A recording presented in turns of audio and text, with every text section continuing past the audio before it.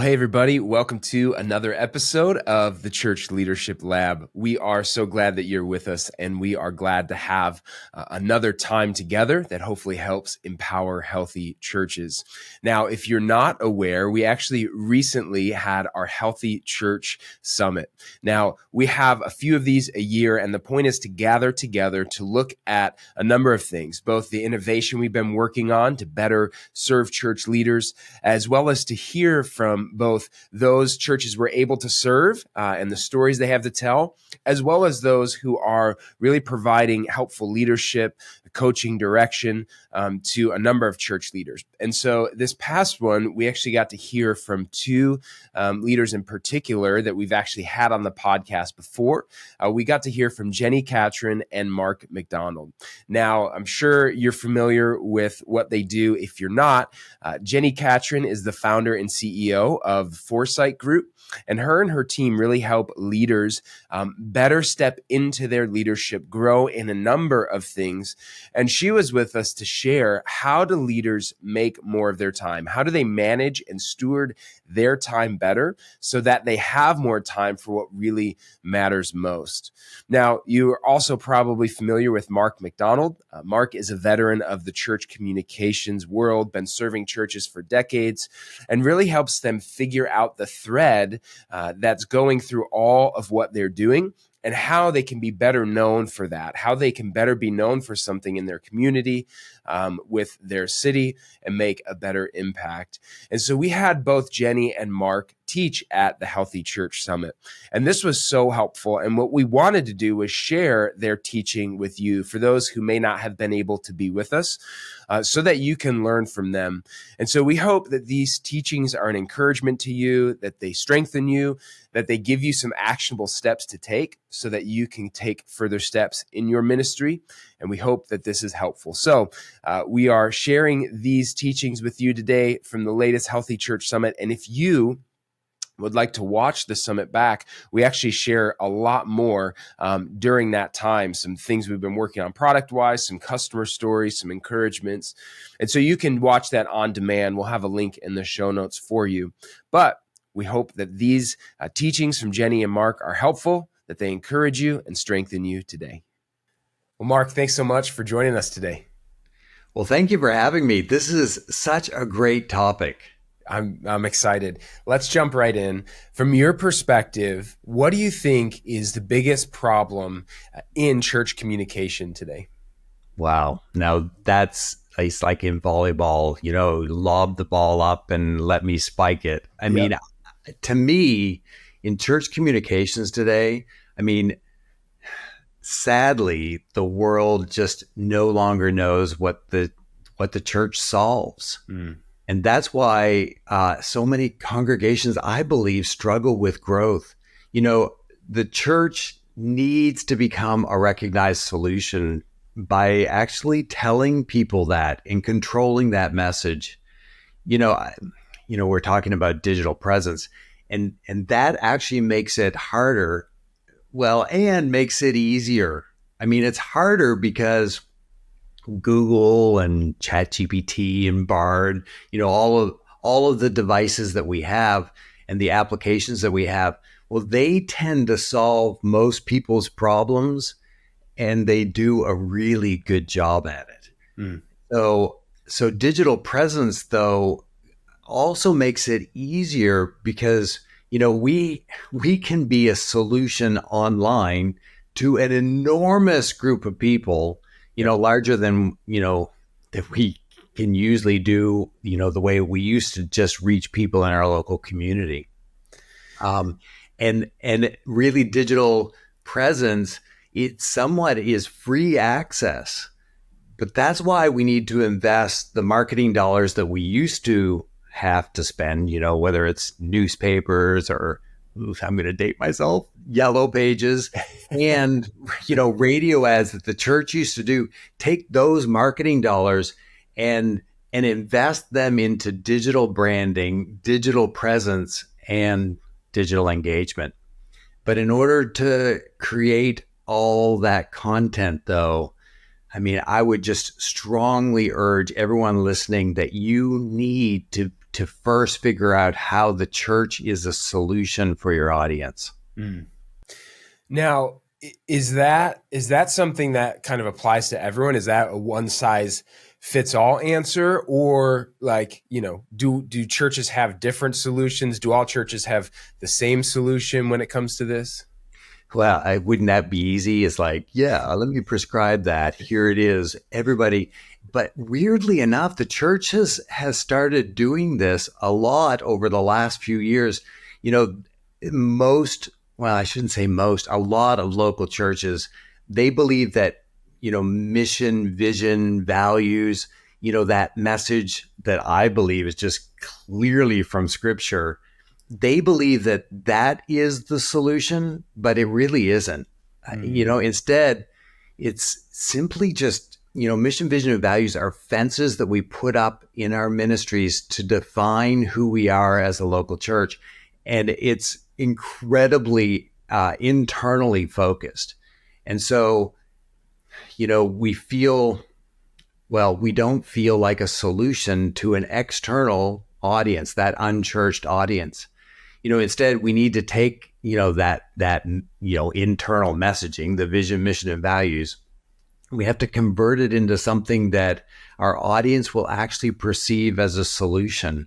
And, the thing is that by doing that and helping people, convert that mission, vision, value into the thread so that people adopt it as a solution, that relies incredibly heavily on the audience. Just you need to know who they are. Yeah. Well, I think that's really helpful. And I think it's a really helpful way for people to think about taking these things, like you said, mission, vision, values that are so important, but being able to communicate them in a way that, like you says, connects with the audience. Now, I do think it's important, though, to define that word audience. So are you talking about the congregation? Are you talking about people outside the walls? Like, can you help define that? And like the answer to the last question, yes and no. Yeah. The congregation is your internal audience, those that mostly walk through our church doors and sit in the pews. But that's the audience that most research is showing is just in steady decline. So I would implore people not to focus on the internal audience. The external audience, the unchurched in the community, the people all around us. And I should probably add, and it's also the people in our digital presence. I mean, it's growing so much faster than any congregation. Yeah. So if we want to grow, we need to focus on them. Matthew 28:19. I mean, Jesus said, go and make disciples. Yeah. If we become known for something that's a solution to them, the community and your digital presence, then you'll start to grow internally. If you concentrate too much internally, you'll almost always go into decline and shrink. Imagine Jesus was right. We need to go. Yeah. Because your effective digital presence is your biblical digital evangelism. That is really, really good. And I think it resonates so much. I know with me and with what I'm seeing from churches that are being really effective in reaching folks. I know you work with a ton of churches and have for many years. So from your vantage point as a communication church branding strategist, what keeps churches from doing all of this well? That's a great question. And it really has to be a question that every ministry leader, every pastor needs to think through is if you have something that somebody needs and you're trying to get them to hear it, what are the barriers, and do whatever you can to remove those barriers. And weirdly enough, these barriers aren't unique to the church today. I mean, it affects all communications, secular and sacred. And it's, three things, but let's start with two things. So the first two things is it's noise and attention spans. Yeah. I mean, there's so much noise outside of our church rooms in our world. But do I even have to say that our churches have become really noisy? And so oftentimes you say something and you wonder why they haven't heard it. It's because you're saying too many things. So when we think through noise, that's huge. Calm messaging, say less, people will actually listen more. Yeah. And they say that our digital devices and digital content is what's actually reducing our attention spans. So those attention spans, what we used to think we could hold somebody's attention for is just gotten smaller and smaller and smaller. And well, so there's noise and attention spans, but since we're talking to church leaders, something that is somewhat unique to this world, the church world, is that we better throw in perception because it's a huge barrier. It's what people think the church is versus the solution that we really are. Yeah. Now, I know we're coming up on time here shortly, but I'd love if you could just kind of help churches understand how they can overcome some of those barriers that you just mentioned. Okay, well, it's basically the process that I wrote in my book.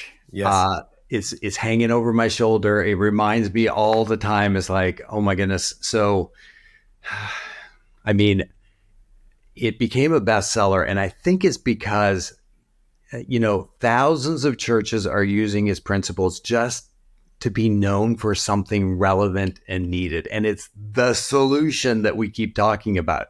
How do you come up with a solution, and then how do you communicate it effectively? And it really is all about discovering a thread. And that's that one simple, controlled idea that cuts through the noise. And it's short enough that even with those lower attention spans, that the audience will actually listen to it. The reason why they'll listen is because it connects to their needs, concerns, and goals. Yep. So they'll often say, when you've said your thread, tell me a little more about that, which is like the golden thing that every pastor wants to hear. Yeah. Where right now, most churches, they speak and their audience says, tell me a little less. I don't need to hear all of that. Yeah. Okay. So I challenged my team and myself, and I thought, okay, so what if we took the entire book and condensed it all down into one page? Talk about attention spans, right? Yeah. So what we did was we came up with a one-page guide, and it'll help every church become known for something. It just walks you step by step by step. It's basically everything that we do for a church. And I want to give it to everyone that's listening right now. Yeah. Now, that's hard to do. I would show up at all of your doors, but I can't. So it's all you have to do is just go to beknownforsomething.com/subscribe. So beknownforsomething.com/subscribe. And all you have to do is you have to fill out a form, and then at the bottom it'll say, what conference are you at, and make sure you choose Healthy Church. And so do that in the drop down, and then we'll email that to you. And really, it takes the entire book and it puts it all into one sheet. You follow it. You don't have to buy my book. You don't have to use us as consultants. We're going to lose our shirts, but I don't care. I want churches to figure out what their solution is. Yeah. Well, and Mark, I know your heart is that very thing that you just said. And so appreciate your time today, bringing your expertise, your wisdom, what you're seeing as you're kind of knee deep working with churches. But also just so appreciate your heart too, and saying, hey, we want to resource and serve and bless. We are so thankful for you and for your time today. Thank you so much for having me. I love the church, and I want the church to actually be heard in our communities again. Hey leaders, I'm Jenni Catron, founder and CEO of the Foresight Group. Today, we're going to talk about prioritizing for greater effectiveness. Can anybody feel like they could be a bit more effective? How do you feel about all the urgent things coming at you? Does everything feel urgent, or every task feels like a priority, right? Like everything is important. So how do you prioritize when everything's a priority? That's the question we're going to dig into today. Because in a world filled with constant distractions and endless responsibilities, mastering priorities can seem both daunting and completely overwhelming. Managing your time is one of the most critical skills that you will develop as a leader. It absolutely is one of the most critical skills that you will develop. And it's important that you learn how to prioritize your responsibilities so that you can manage your time more effectively. And so we're going to talk about how do we prioritize for greater effectiveness. Now, before we get into that, I want to talk about some of the challenges to prioritizing. Right before we solve this, let's talk about just some of the things that are inhibiting us from prioritizing well. One of the big things that comes to mind is that endless to-do list. Anybody have one of those? Right? Like just that endless list of things that are constantly on your plate, the things that you need to do. And I think there's a bit of a subconscious thought that one day we'll get everything checked off. Does anybody relate to that? Right? Like you're just hoping someday I will cross everything off that list and it will feel amazing, kind of like inbox zero. But the reality is that there's always more coming. Most of us are in jobs where we are, managing projects or responsibilities or tasks that kind of have an ongoing nature to them. And so the endless to-do list is kind of our reality. So what it forces us to do is have to think more deliberately about how we prioritize that to-do list. Another one of the big challenges that we manage is other people's expectations. Now, they are really well-intentioned people, right? And some of their expectations are even fair. Your boss or your coworkers, your spouse, your friends, your kids, there are expectations that people have of you. And so you're always trying to navigate how we prioritize those. What gets your best energy? What gets your time? And so that's another one of those challenges that you're navigating. And then the third one that comes to mind for me is constant distractions, right? We live in a time where there are things, tools, devices that are at our fingertips all the time, and they're constantly bombarding us with messages. And so there are constantly things coming at you that you have to prioritize. You have to make decisions about how are you managing all of those distractions in order to stay focused on the most important things. So it's no wonder that this idea of prioritizing for greater effectiveness feels like such a great need for all of us. So I want to talk a bit about a concept that I think is really important to this idea, and it's the power of perspective. Now, when I was doing strategic planning training, one of the things that they really emphasized for us was that when you're working with a team, helping them think through a strategic plan, you need to force them to get perspective, to kind of zoom out and think about the bigger picture for a minute, because inevitably a team would come into a strategic planning session and they would have already some bias or some things that they think are the most important items for them to be working on in the coming year or few years, whatever the duration of time was. And so often the team would come in kind of preloaded with, we need to focus on this, this, and this. And what strategic planning experts will tell you is that you need to actually make sure you're zooming out and you're getting perspective, getting the broader picture so you can make a more informed decision about your greatest priorities. Because typically you've laser focused on something, but you might miss something that could have greater impact. And so the same is true for us in prioritizing our time, right? Of prioritizing the things that we need to do.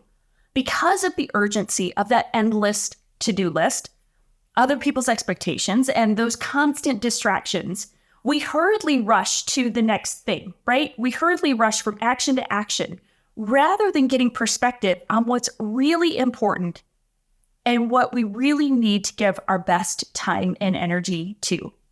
And so I want to give you a tool today that I believe will help you really determine what are my greatest priorities? How do I get perspective on my greatest priorities? Now, this tool is one that I have used for a number of years with a lot of the coaching clients that I've worked with through the years. I do it myself about every 6 months. I do this exercise to help me get perspective on my priorities. So here is, I've got 3 columns on my whiteboard here. And I actually want you to go ahead and I want you to draw this with me because I'm going to have you do this exercise because, again, I think it's one of the most helpful tools we can use to get perspective on our priorities. So here's what's happening here. There's 3 columns. And in this first column, I want you to list the things that only you can do. These are those biggest priorities, those things that are fundamental for you to do. This is the core priorities of your role, your highest and best contribution to the organization, okay? This second column are the things that you do, but you could delegate them. Now, maybe it's not clear right now where you could delegate them, but there are things that like, I do them, but I see them eventually moving off my plate. Maybe not right this instant, but I've got my eye on it. Like there's things I'd love to move on at some point. And then the third column are the things that you must delegate. I call this the cringe list. This is the stuff that if we were sitting down together and I was doing this audit of your time with you to help you look at your priorities, you would be a little embarrassed to tell me you do this stuff. So let me give you some examples. For myself, there's some administrative stuff that I do that I really shouldn't be doing. I have team members who can do it. And it's not the best use of my time. It's not that I'm not willing, able, capable, or have a heart to do any of it. That's not what we're talking about. We're talking about a stewardship of your time. There's some stuff related to my travel that I still do, but I really should be delegating that. And here's why. Because the things that only I can do as leader of Foresight are things like the vision. I need to set the vision and the direction of where we're going and what we're doing. I need to set some of our high-level goals to help everybody know what we're working on and why we're focused on those things, right? I'm currently writing a book. Well, I've got to write the book. And the team needs me to do that writing so that we can keep building out the work that we're doing. And so these are my highest and best contributions. But when I'm getting time and energy over here, I'm taking time from these things. And so another example here of like something that I do, but I could delegate would be like our strategic planning. Currently, I do a little bit of it, and then one of my other team members does some of it as well. But eventually, I could probably give all of that away. So this gives you an idea of some of the types of things that live in these columns. And you're looking at this and you're going, oh, okay, duh, there's stuff here clearly that I need to do. But oftentimes when we feel that overwhelm and everything feels urgent, it's because we're giving a lot of time and attention to one of these 2 things. So I want you to do 3 things as an action step from this conversation. I want you to do this exercise. Take 15, 30 minutes and just map this out. Get your to-do list and then plot all of those things in these 3 columns to help you get perspective of what is where. What are the things that only you can do, right? So commit to your only list. What are the things that are your highest and best contribution, the things that you need to contribute to because it's going to be the best use of your gifts and the best use of your time. And then evaluate your delegate list because there are likely some things here that you really need to give away. Now, as you're thinking about that, you might have some internal objections, right? This is where we've got to get a bit honest with ourselves about why are we holding on to some of the things we tend to hold on to. Do you keep it just because it's easier to do it yourself? That might be true. Do you not delegate because you don't really trust others to do it quite as well as you would? That's honest. Do you not delegate because you simply don't feel like you have the time, right? So, gosh, I don't really have the time to train another person, so I just keep doing it. Well, eventually, and usually very quickly, you're spending more time just doing it yourself than it would have taken to train somebody else, right? Do you not delegate because you secretly kind of enjoy the feeling of doing some of the stuff on this list, right? Sometimes that's just satisfying, like stuff that's kind of easy for you to do and you can cross it off really quickly. So we've got to get honest with ourselves about why you hold on to some of these things, especially in this list.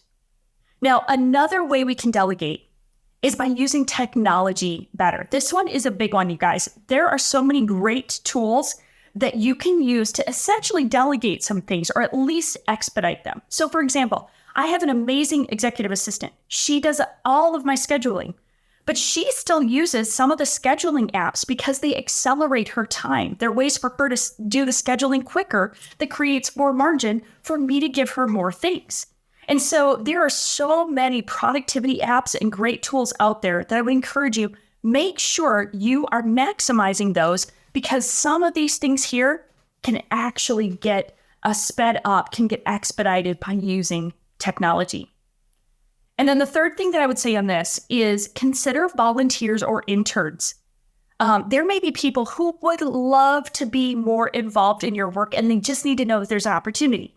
So again, this must delegate list is a great starting point for a volunteer or an intern position profile. And just see who might be interested in partnering up to help take some things off your plate. Now, here's what I want you to hear in all of this. Prioritizing your time is really an exercise in protecting your energy. Prioritizing your time is really an exercise in protecting your energy. We need leaders with great energy, because when you're overwhelmed, you lack energy and you lack focus. That impacts your mood, which in turn impacts your motivation, doesn't it? And when everything is a priority, nothing is, and you are overwhelmed. So you have to take a proactive approach to your priorities in order to contribute at your best. So friends, I want you to just take a few minutes this week, map this out, create these lists, think about how can you take some time to really focus on these things that are on your only list, and then determine what can you delegate. And I can't wait to see how this tool starts to give you perspective that helps you really prioritize for greater effectiveness in the season ahead. So keep leading well, friends, and I'm glad to be on the journey with you. Well, thanks so much for your time today and for listening to this episode. We hope that it has been helpful. If it has, we would love for you to leave a review. Let us know what you think, to subscribe, to like, maybe even just to share the link with a friend. It helps us encourage more church leaders and hopefully get these conversations into more church leaders' ears. We're going to continue. We'll be back next week with another conversation. And as always, we hope that everything we do helps empower healthy churches. Thanks for listening. This episode of the Church Leadership Lab podcast is brought to you by Ministry Brands, the largest provider of church technology software. Over 90,000 churches rely on Ministry Brands for their single platform solution that brings together all the digital tools a church needs. From online giving to websites to church management software and more, Ministry Brands is leading the way in simple-to-use, innovative solutions, all with the goal of empowering healthy churches. To learn more, visit ministrybrands.com.